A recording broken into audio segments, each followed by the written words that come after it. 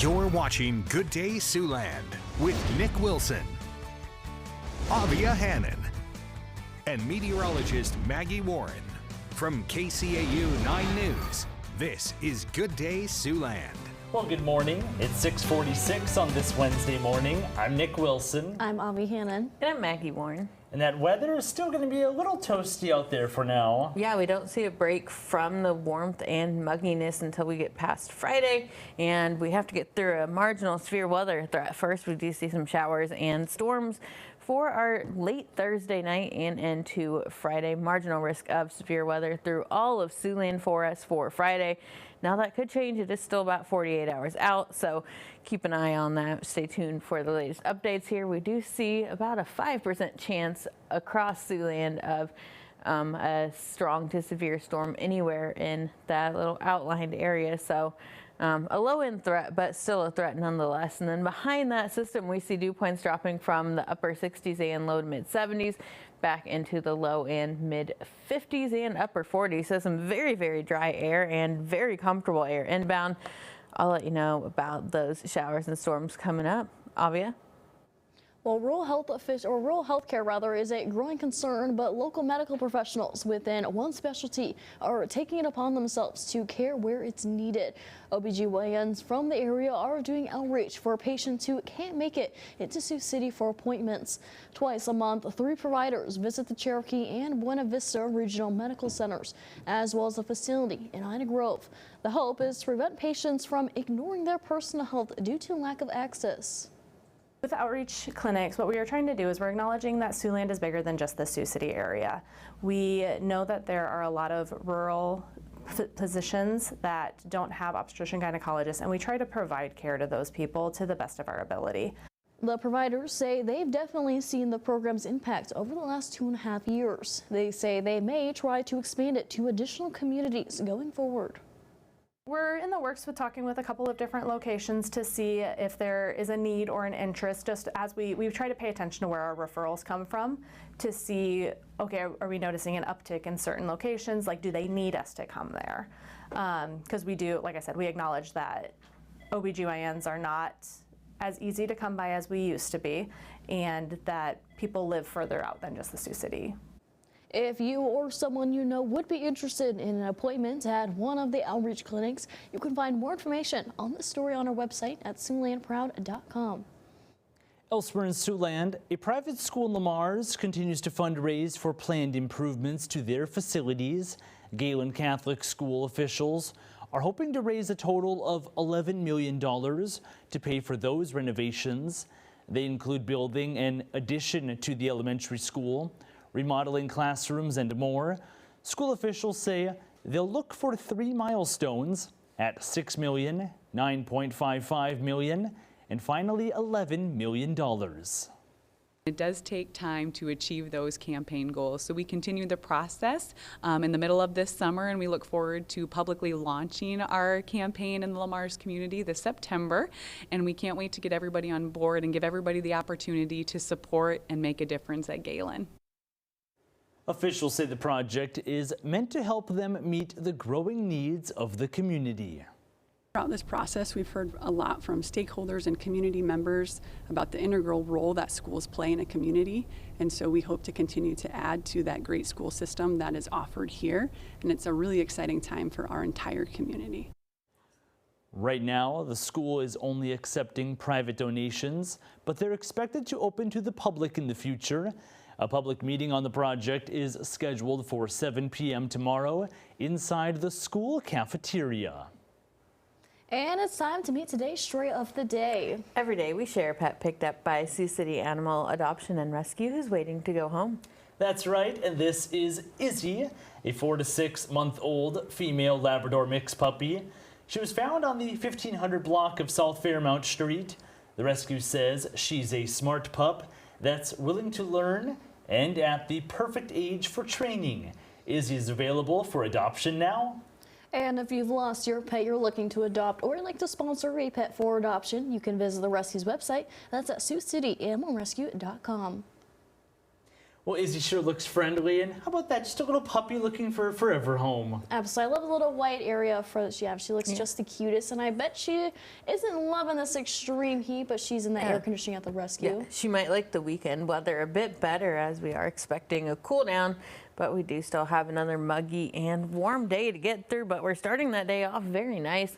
A very gorgeous sunrise out on our Ho-Chunk Center camera, and we see those temperatures sitting in the 60s and at 70 here in Sioux City, 71 in Mapleton, and a 70 in West Point. Meanwhile, 65 there in Estherville and a 63-degree temperature up in Sheldon. Those dew points pretty similar to what those actual air temperatures are, so we have been seeing some patchy fog developing, but we're starting to see winds pick up just a bit, so that even just that little bit of wind is helping get that fog clearing out. We see 8 miles an hour there in Spencer, and we're continuing to see those calmer winds as we sit situated ahead of this stalled out front that will continue to move towards our region as we head into our Thursday.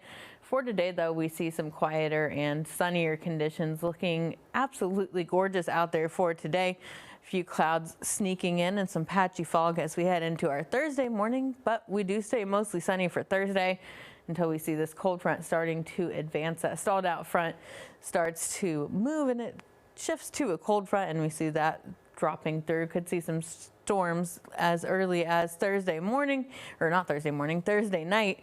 But we do stay mostly sunny for Thursday. 86 degrees for today, mostly sunny, still warm and muggy. And then we see temperatures pretty much the same for our Thursday. Looking at some showers chances as early as Thursday night, but most likely for early Friday and through the afternoon Friday, some scattered shower activity.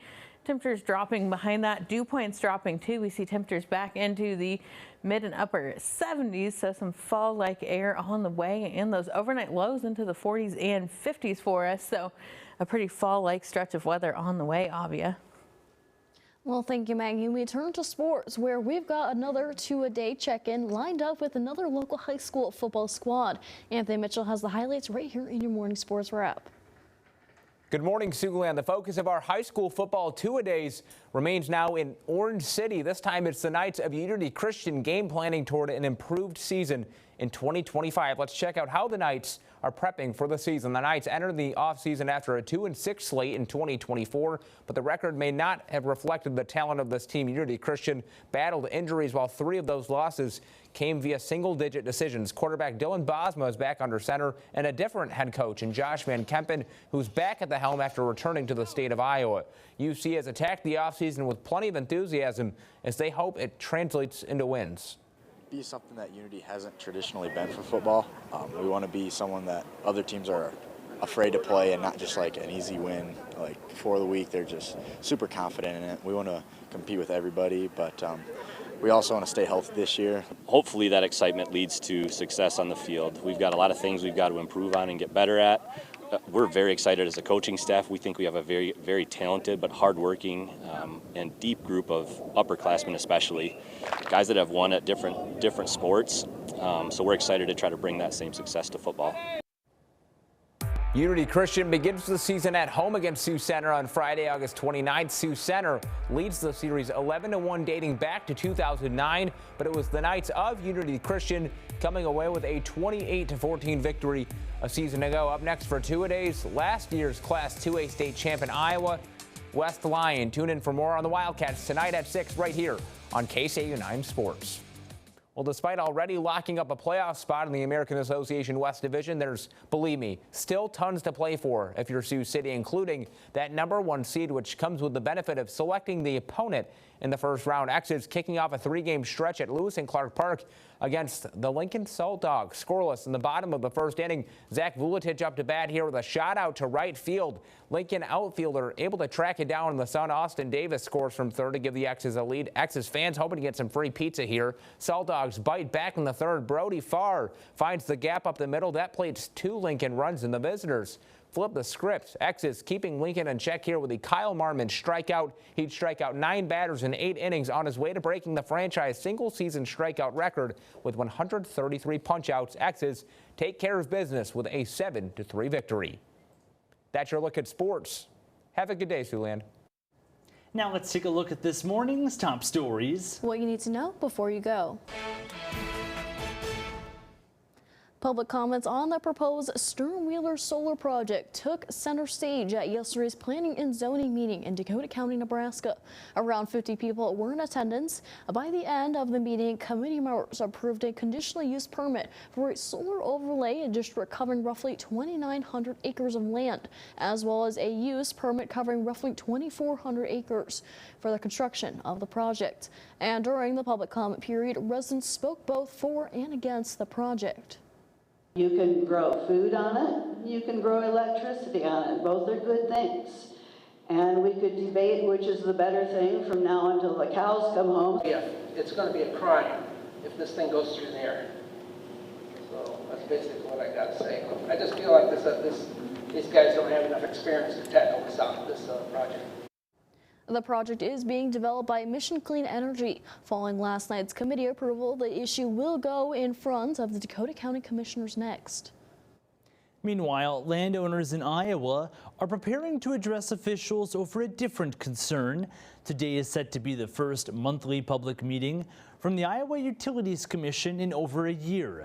A group of landowners impacted by the proposed CO2 pipeline from Summit Carbon Solutions plan to attend that meeting. They say they want to share concerns over the company's failure to obtain easements along the planned pipeline route. This comes after a bill that would have placed restrictions on the use of eminent domain for such projects was vetoed by Iowa Governor Kim Reynolds earlier this year. And it's been more than a year since historic flooding devastated Siouxland homes and communities, but the road's recovery is ongoing for many. The Iowa Department of Homeland Security and Emergency Management announced that starting today, disaster case advocacy outreach coordinators will visit Woodbury County neighborhoods impacted by last year's floods. You might spot them in your neighborhood from 11:30 a.m. to 9 p.m. They will always travel in pairs, wear neon-colored vests, and carry official ID badges. They will not ask for personal information at the door, and the program they represent can help connect flood survivors with ongoing recovery resources. And one last check on that forecast. Thankfully, we don't have to worry about flooding. Yeah. Don't really have to worry about much precipitation for most of the 9 on 9. Yeah, we're seeing pretty limited rain chances aside from Thursday night and into Friday. And with those showers and storms, we see a drop in temperatures. But before we get there, 86 degrees for today. Another warm and muggy day. We see mostly sunny conditions and fairly light winds, generally less than 10 miles an hour. 86 for Thursday, rinse and repeat, but maybe a little less humid for Thursday, but overall still kind of muggy. We do see Friday, though, cooling off into the low mid 80s, and then we see those dew points dropping off as well. The real cool down comes for the weekend, though. Temperatures into the mid and upper 70s, seeing those overnight lows even into Monday morning into the upper 40s. So taste of fall on the way for us. I don't know if you guys are ready for that. I don't know if I'm ready for that, but it's coming anyways, so enjoy it. It will be a nice cool down before those temps ramp back up again about a week from today. Yeah. Absolutely. I'm definitely not looking forward to it. Thanks for watching.